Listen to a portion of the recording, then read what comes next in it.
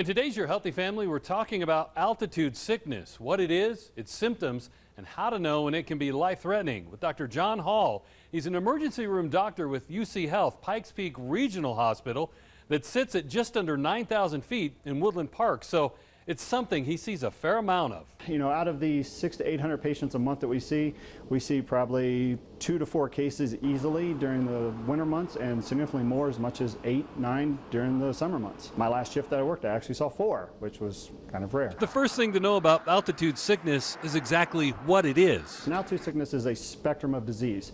It begins with acute mountain illness, develops into high altitude pulmonary edema, and then the end result, which can be lethal, is something called high altitude cerebral edema. Living at altitude, most people acclimate to the lower amounts of oxygen.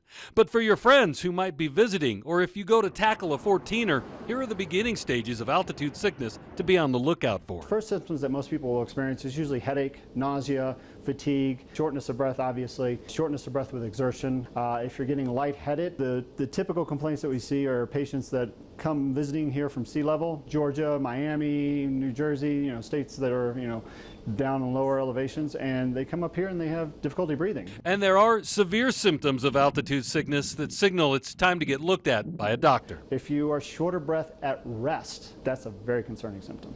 Obviously chest pain, having palpitations, feeling like your heart's pounding out of your chest. Next thing you know, they're coughing up this white frothy stuff, or maybe they're even coughing up a little bit of blood. If you're coughing up blood, that is definitely an indication. If you're normally very active, at home and at sea level, you're running, 2 miles a day or walking 5 miles a day or whatever, and you're active, and then up here, you just sit down and you're short of breath, that's a concerning symptom. If you are short of breath at rest, you need to come be seen by someone.